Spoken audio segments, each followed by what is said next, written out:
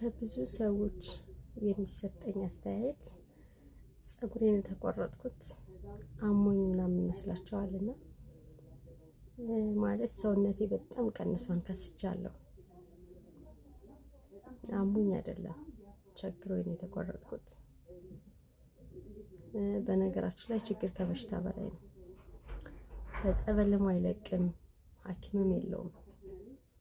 ያው ሐኪሙ ስራና ስራ ነው እና በሱ ችግርን እቀርፋለሁ ብዬ በቻልኩት መጠን 24 ሰዓት ማለት ይቻላል 24 ሰዓት ነው የምሰራው። ነገር ግን አንድ እርምጃ መራመድ አልቻልኩም። ምክንያቱም አንድ እርምጃ እንዴት ነው መራመድ አልቻልኩት? ብቸኛ ነኝ። ልጄን አዝዬ ነው የምንቀሳቀሰው። ልጄን የሚይዝልኝ የለም። በቀን 2-3 ሰፈር እሄዳለሁ ልጄን አዝዬ ማለት ነው። እና ጠዋት ከቤት የምወጣው ከ11 ሰዓት ቀደም ብዬ ነው። ምክንያቱም ለምሳሌ ወደ ሳሪስ አካባቢ ልብስ ማጠብ ከሆነ ወደ ላፍቶ ወይም ሌላ ሰፈር ጽዳት ይኖረኛል።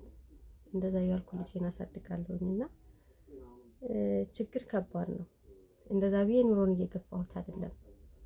ኑሮ በጣም እየከበደ ነው። ይሄ ነው ብዬ መናገር ከምችለው በላይ የቤት ኪራይ ከአቅሜ በላይ ነው።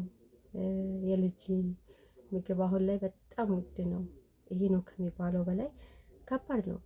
ለአንድ ብቻዋን ልጇን ለምታሳድግ እናት በጣም ከባድ ነው። ግን ይህንን ሁሉ ህይወት የተቋቋምኩት ሴት ልጅ ጎዳና መውጣት የለብኝም ብዬ ስለወሰንኩኝ እና ብዙ ሰዎች ሲያዩኝ ይደነግጣሉ። በጣም ከስቻለሁኝና ታምሜ ምናምን የምመስላቸውና ታምሜ አይደለም፣ በፍጹም ችግር ነው።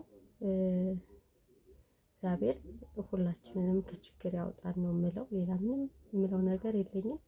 ይህን ጊዜ እግዚአብሔር ያሳልፍልኝ ነው የምለው።